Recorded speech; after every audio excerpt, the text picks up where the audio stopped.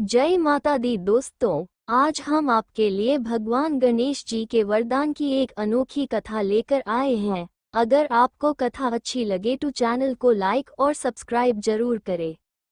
आइए दोस्तों, कथा प्रारंभ करते हैं। गणेश जी विघ्न विनाशक व शीघ्र प्रसन्न होने वाले देवता हैं।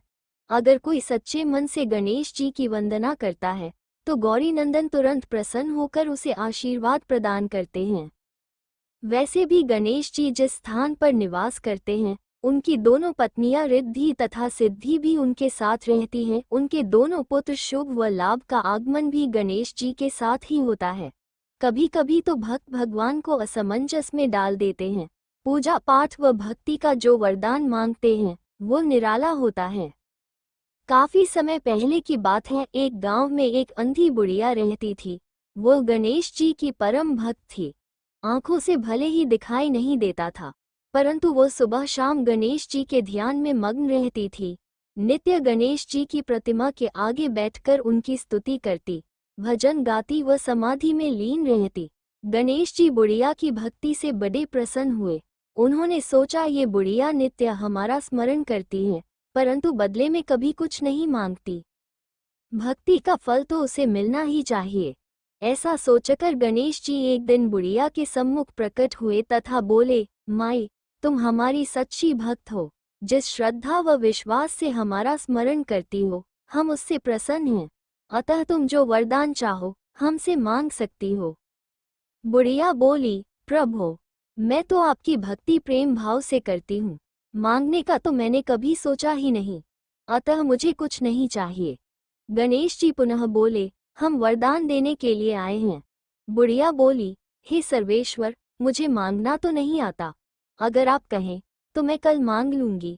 तब तक मैं अपने बेटे व बहू से भी सलाह मशविरा कर लूंगी। गणेश जी कल आने का वादा करके वापस लौट गए।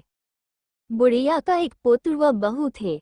बुढ़िया ने सारी बात उन्हें बताकर सलाह मांगी। बेटा बोला, माँ, तुम गणेश जी से ढेर सारा पैसा मांग लो, हमारी गरीबी दूर हो जाएगी, सब सुख चैन से रहेंगे। बुढ़िया की बहू बोली, नहीं, आप एक सुंदर पोते का वरदान मांगे, वंश को आगे बढ़ाने वाला भी तो चाहिए। बुढ़िया बेटे और बहू की बातें सुनकर असमंजस में पड़ गई। उसने सोचा, ये दोनों तो अपने अपने मतलब की बातें कर रहे हैं। बुढ़िया ने पड़ोसियों से सलाह लेने का मन बनाया। पड़ोसन भी नेक दिल थी। उसने बुढ़िया को समझाया कि तुम्हारी सारी जिंदगी दुखों में कटी है, अब जो थोड़ा जीवन बचा है वह तो सुख से व्यतीत हो जाए। धन अथवा पोते का तुम क्या करोगी? अगर तुम्हारी आंखें ही नहीं हैं तो ये संसारिक वस्तुएं तुम्हारे लिए व्यर्थ हैं। अतः तुम अपने लिए दोनों आंखें मांग लो। बुढ़िया घर लौट आए। बुढ़िया और भी सोच में पड़ गई। उसने सोचा, कुछ ऐसा मांग लूं जिससे मेरा, बहू व बेटे सबका भला हो। लेकिन ऐसा क्या हो सकता है? इसी उधेड़तुन में सारा दिन व्यतीत हो गया। बुढ़िया कभी कुछ मांगने का मन बनाती तो कभी कुछ, परंतु कुछ भी निर्धारित न कर सकी।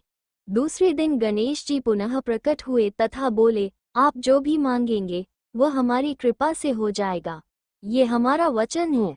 गणेश जी के पावन वचन सुनकर बुढ़िया बोली, हे गणराज, यदि आप मुझसे प्रसन्न हैं तो कृपया मुझे मन इच्छित वरदान दीजिए। मैं अपने पोते को सोने के गिलास में दूध पीते देखना चाहती हूँ। बुढ़िया की बातें सुनकर गणेश जी उसकी सादगी व सरलता पर मुस्कुरा दिए। बोले, तुमने तो मुझे ठग ही लिया है। मैंने तुम्हें एक वरदान मांगने के लिए बोला था, परंतु तुमने तो एक वरदान में ही सब कुछ मांग लिया। तुमने अपने लिए लंबी उम्र तथा दोनों आंखें मांग ली हैं। बेटे के लिए धन व बहू के लिए पोता भी मांग लिया। पोता होगा, ढेर सारा पैसा होगा, तभी तो वो सोने के गिलास में दूध पिएगा। पोते को देखने के लिए तुम जिंदा रहोगी, तभी तो देख पाओगी। अब देखने के लिए दो आंखें भी देनी ही पड़ेंगी। फिर भी वो बोले, जो तुमने मांगा वे सब सत्य होगा। यूं कहकर गणेश जी अंतर्ध्यान हो गए। कुछ समय पाकर गणेश जी की कृपा से बुढ़िया के घर पोता हुआ। बेटे का कारोबार चल निकला तथा बुढ़िया की आंखों की रोशनी वापस लौट आई। बुढ़िया अपने परिवार सहित सुखपूर्वक जीवन व्यतीत करने लगी। आशा है दोस्तों जैसे भगवान गणेश जी की कृपा बुढ़िया और उसके परिवार पर हुई वैसे ही कृपा आप और आपके परिवार पर भी बनी रहे। दोस्तों आपको कथा कैसी लगी हमें कमेंट में जरूर बताएं, साथ ही चैनल को लाइक और सब्सक्राइब जरूर करें। धन्यवाद।